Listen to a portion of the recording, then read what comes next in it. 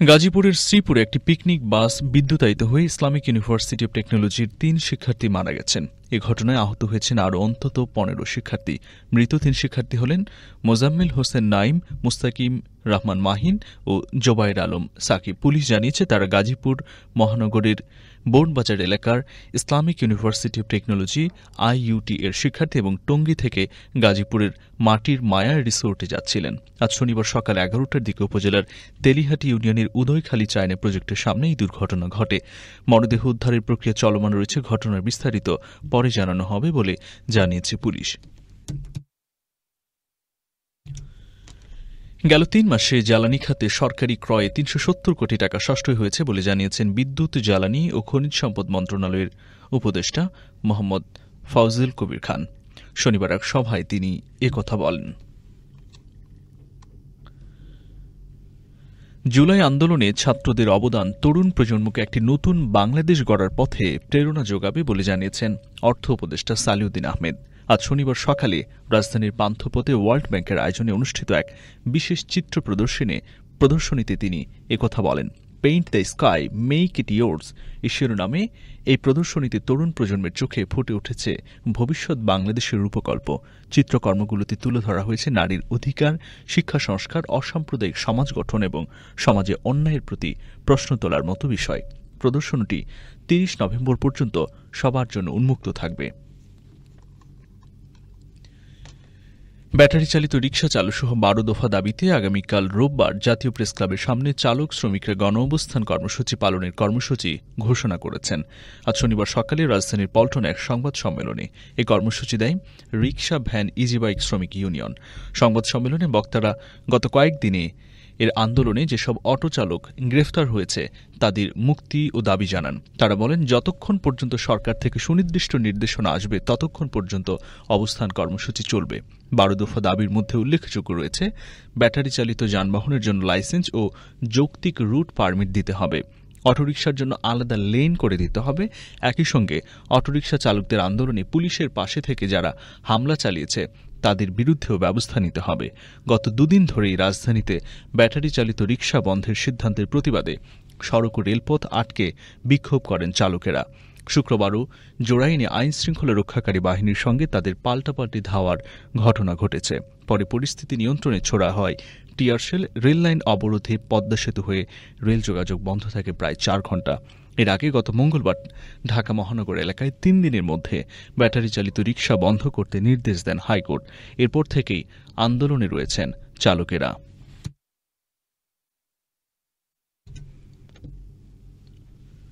মৌসুমের স্বাভাবিক লঘুচাপ দক্ষিণ বঙ্গোপসাগরে অবস্থান করছে। এর বর্ধিতাংশ উত্তর বঙ্গোপসাগর পর্যন্ত বিস্তৃত রয়েছে। ফলে আগামী ২৪ ঘণ্টার মধ্যে দক্ষিণ পূর্ব বঙ্গোপসাগর ও তৎসংলগ্ন এলাকায় একটি লঘুচাপ সৃষ্টি হতে পারে। আবহাওয়া অধিদপ্তর থেকে প্রকাশিত শনিবার সকাল ৯টা থেকে পরবর্তী ৭২ ঘণ্টার পূর্বাভাসে এসব তথ্য জানানো হয়েছে। এতে বলা হয়, সারা দেশে অস্থায়ীভাবে আংশিক মেঘলা আকাশ সহ সারা দেশের আবহাওয়া প্রধানত শুষ্ক থাকতে পারে। শেষ রাত থেকে ভোর পর্যন্ত দেশের উত্তরাঞ্চলের কোথাও কোথাও মাঝারি থেকে ঘন কুয়াশা এবং দেশের অন্যত্র হালকা থেকে মাঝারি ধরনের কুয়াশা পড়তে পারে। আজ রাতের এবং দিনের তাপমাত্রা সামান্য কমতে পারে। রোববার শেষ রাত থেকে ভোর পর্যন্ত সারা দেশের কোথাও কোথাও হালকা থেকে মাঝারি ধরনের কুয়াশা পড়তে পারে। এদিন অস্থায়ীভাবে আংশিক মেঘলা আকাশ সহ সারা দেশের আবহাওয়া শুষ্ক থাকতে পারে। সোমবার সারা দেশে রাতের এবং দিনের তাপমাত্রা প্রায় অপরিবর্তিত থাকতে পারে। ইউক্রেনের দনিপ্র শহরের নতুন একটি ব্যালিস্টিক ক্ষেপণাস্ত্র হামলার পরদিনই রাশিয়ার প্রেসিডেন্ট ভ্লাদিমির পুতিন বলেছেন, ব্যবহারের জন্য প্রস্তুত এমন শক্তিশালী নতুন ক্ষেপণাস্ত্রের মজুদ আছে রাশিয়ার কাছে। অনির্ধারিত একটি টেলিভিশন ভাষণে তিনি বলেছেন, ওরেশনিক ক্ষেপণাস্ত্রকে আকাশে ভূপাতিত করা যাবে না, তা আরও সফল টেস্ট চালাতে পারবে। বিশেষ করে যুদ্ধাবস্থায় তা ব্যবহার করা যায়। যুক্তরাষ্ট্র ব্রিটেনের সরবরাহ দেওয়া ক্ষেপণাস্ত্র প্রথমবার রাশিয়ার ভেতরে হামলায় ব্যবহারের পরে রাশিয়া এই ধরনের নতুন অস্ত্র ব্যবহার করেছে এবং তাদের কাছে এই যথেষ্ট অস্ত্র মজুদ আছে বলে জানিয়ে দিল তারা। এমন অবস্থায় ইউক্রেনের প্রেসিডেন্ট ভলোদিমির জেলেনস্কি গুরুতর প্রতিক্রিয়ায় দাবি করেছেন বিশ্ব নেতাদের কাছ থেকে, যাতে পুতিন মনে করেন তার কর্মকাণ্ডের জন্য বাস্তব পরিণতি অপেক্ষা করছে। তিনি আরও বলেন, তার মতে আকাশ প্রতিরক্ষা ব্যবস্থাকে উন্নত করতে পশ্চিমা মিত্রদের কাছে সহায়তা দাবি করছে ইউক্রেন। ইন্টারফ্যাক্সের মতে যুক্তরাষ্ট্রের terminal high altitude area defence power দাবি করেছে কিয়েভ অথবা তার ব্যালিস্টিক ক্ষেপণাস্ত্র প্রতিরক্ষা ব্যবস্থা প্যাট্রিয়ট আধুনিকায়নের দাবি করছে। শুক্রবার টিভিতে দেয়া ভাষণে পুতিন বলেন, ওরেশনিক হল হাইপারসনিক ক্ষেপণাস্ত্র যার শব্দের গতির চেয়ে 10 গুণ বেশি গতিতে ছুটতে পারে। এর আগে স্টর্ম শ্যাডো এবং অ্যাটাক কমস ক্ষেপণাস্ত্র ব্যবহারের জবাবে তিনি এই অস্ত্র ব্যবহার করেছিলেন। এদিকে ইউক্রেনের নতুন রুশ ক্ষেপণাস্ত্রের ব্যবহার উদ্বেগজনক বলে জানিয়েছে জাতিসংঘ। নতুন মাঝারি পাল্লার এই ব্যালিস্টিক ক্ষেপণাস্ত্র হামলার কারণে যুদ্ধ পরিস্থিতি আরও ভয়াবহর দিকে ধাবিত হতে পারে বলে শঙ্কা করছে সংস্থাটি। জাতিসংঘের মহাসচিব অ্যান্তোনিও গুতেরেসের মুখপাত্র স্টেফান ডুজারিক জানিয়েছেন, নতুন এই ক্ষেপণাস্ত্র হামলা বেশ উদ্বেগজনক। এই হামলার প্রভাব অনেক ভয়াবহ হতে পারে, সেই সঙ্গে যুদ্ধকে ভুল পথে এগিয়ে নিয়ে যাচ্ছে। সংঘাত কমাতে সব পক্ষের প্রতি আহ্বান জানিয়েছেন তিনি।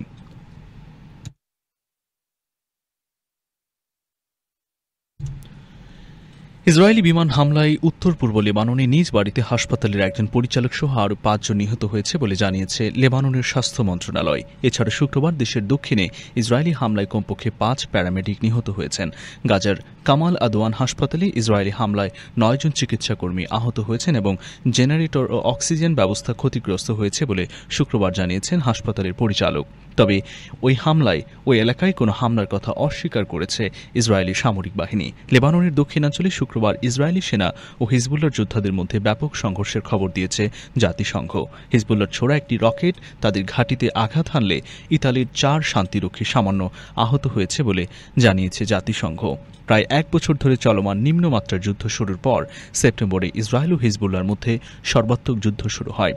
শুক্রবার স্বাস্থ্য মন্ত্রণালয় জানিয়েছে, লেবাননে এখন পর্যন্ত 3,640 জনেরও বেশি মানুষ নিহত হয়েছেন। আহত হয়েছেন 15,350 জন। নিহত ও আহতদের বেশিরভাগই ইসরায়েলের ক্রমবর্ধমান ও স্থল আগ্রাসনের শিকার। গাজা উপত্যকায় 44,000-এরও বেশি ফিলিস্তিনি নিহত হয়েছেন বলে জানিয়েছে দেশটির স্বাস্থ্য মন্ত্রণালয়। সংস্থাটি বেসামরিক ও যোদ্ধাদের আলাদাভাবে শনাক্ত না করে বলছে, নিহতদের অর্ধেকের বেশি নারী ও শিশু।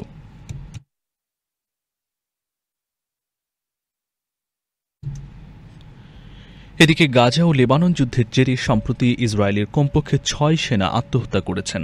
মানসিক অসুস্থতার চিকিৎসা নিচ্ছেন দেশটির সামরিক বাহিনীর আরও হাজার হাজার সদস্য। এমন তথ্য প্রকাশ করেছে দেশটির একটি সংবাদ মাধ্যম। তবে আত্মহত্যার সংখ্যা আরও অনেক বেশি বলে ধারণা করা হচ্ছে। প্রতিবেদনটিতে বলা হয়েছে, মানসিক সমস্যায় ভোগা 3 ভাগের 1 ভাগ সেনার মধ্যেই রয়েছে পোস্ট ট্রমাটিক স্ট্রেস ডিসঅর্ডারের লক্ষণ। তাদের দাবি, চলমান যুদ্ধে আহত সেনার চেয়ে মানসিক রোগে ভুগছে এমন সেনার সংখ্যা অনেক বেশি। এদিকে ইসরায়েলি বিমান হামলায় সিরিয়ায় হিজবুল্লার এক সিনিয়র কমান্ডার নিহত হয়েছে। নিহত ওই হিজবুল্লাহ কমান্ডারের নাম আলী মুসা দাগদুক। শনিবার এক প্রতিবেদনে যুক্তরাষ্ট্রের সংবাদ মাধ্যম এনবিসি নিউজ এই তথ্য জানিয়েছে। প্রতিবেদনে বলা হয়, তিনি 2007 সালে ইরাকে মার্কিন সেনাদের উপর হামলার পরিকল্পনা করতে সহায়তা করেছিলেন বলে দাবি করেছে মার্কিন গণমাধ্যমটি। মূলত আলী মুসা দাগদুক মার্কিন সেনাদের উপর কারবালার অভিযানে প্রধান ভূমিকা পালন করেছিলেন, যেখানে আমেরিকান নিরাপত্তা দলের ছদ্মবেশী যোদ্ধারা একটি ঘাঁটিতে প্রবেশ করেছিল। এরপর ওই ঘাঁটিতে গুলি চালান তিনি। ওই হামলায় 5 মার্কিন সেনা নিহত হন। তবে কখন বা কোথায় সিরিয়ায় হত্যাকাণ্ডটি সংঘটিত হয়েছিল তা তাৎক্ষণিকভাবে স্পষ্ট নয়। দাগদুক মার্কিন বাহিনীর হাতে ধরা পড়েছিলেন, কিন্তু পরে বাগদাদ থেকে মার্কিন সেনাবাহিনী বা মার্কিন বাহিনী প্রত্যাহারের পর ইরাকি সরকার তাকে ছেড়ে দেয়।